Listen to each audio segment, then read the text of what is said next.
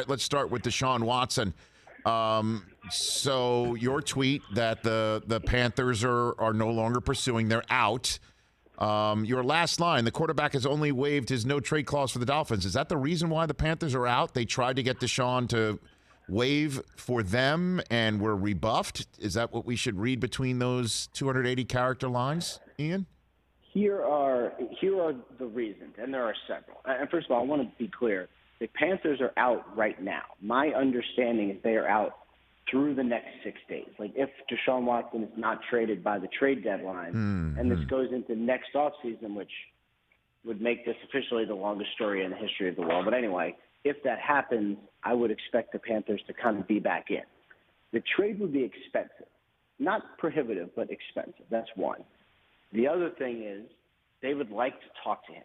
They would like to sit down with him. They'd like to get everything there is to possibly know about Deshaun Watson. They would like to hear from him on the field, off the field, all of the questions that they might have. Right. They have not been able to do that and are not going to be able to do that over the next 6 days.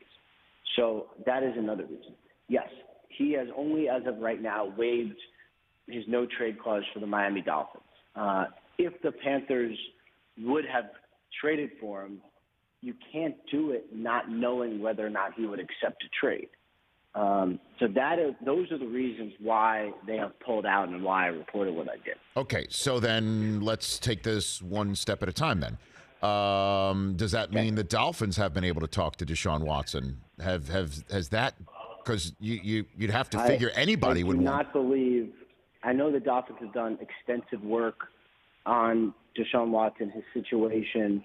I do not believe there's been any official unless it happened without me knowing, but I do not believe there's been any official contact between Deshaun Watson and the Miami Dolphins. Because you'd have to ask permission, and the Texans would have to grant it, and Deshaun would have to grant it too. I imagine you have to. If he's waiving his no trade clause, he would be granting an appearance with him, and you'd have to figure a team would have to ask him questions about what's the. I mean, you could do as much gumshoe work as you possibly can. Nothing beats face to face, eye to eye, man to man. You know, right? Right, and especially, I'm not the one making the decision, and it is not my team. But I still cannot imagine. It's actually a good point. I cannot imagine doing this. You can think one thing, right? But if you're going to give 3 first-rounders and more, plus many, many millions of dollars, plus, the public reaction will be certainly notable if a trade does happen. You better be sure. And one way to be sure is to do the extensive research, including getting a feel for what the person is like. So I certainly do understand from Carolina's perspective. Now, you're mentioning 3 first-rounders right there. Is it possible the price could go down? It certainly would for me if I know that I'm the only team that he would waive a no-trade clause for.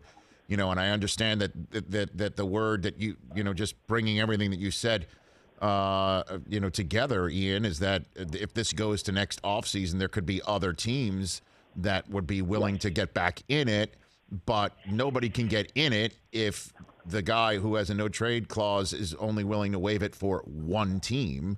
So wouldn't that kind of take away any leverage Nick Caserio has for wanting dollar for dollar as opposed to cents on it?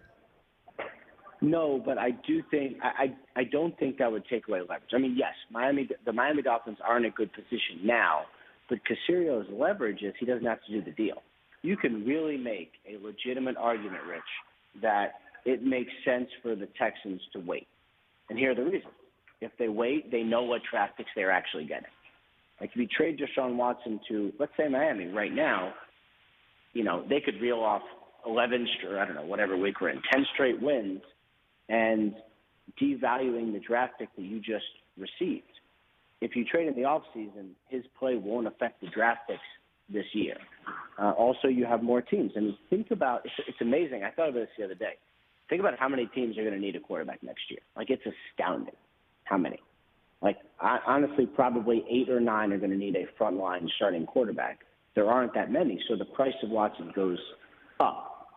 Plus, you'll have more clarity on his legal situation. So there are arguments that the Texans could use to wait, and that really is their leverage, even though it seems there's only one team. What are you hearing there? You're in the seat of power. The commissioner in his press conference yesterday said that they haven't received enough information or access to enough information or any information that would lead to them putting him on the commissioner's exempt list now or even after a trade is made involving him? What are you hearing there?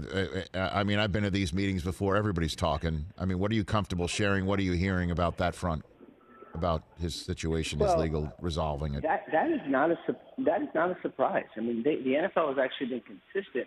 And, you know, the reason Roger Goodell said it like that is because he always wants to reserve the right to get more information and say, okay, well, now we're going to do this. We're going to suspend them. We're going to put them on the commissioner's exempt. So whatever happens, you always want to keep the door open and say we might get more info. The main point of what he said yesterday, which is that Watson is eligible.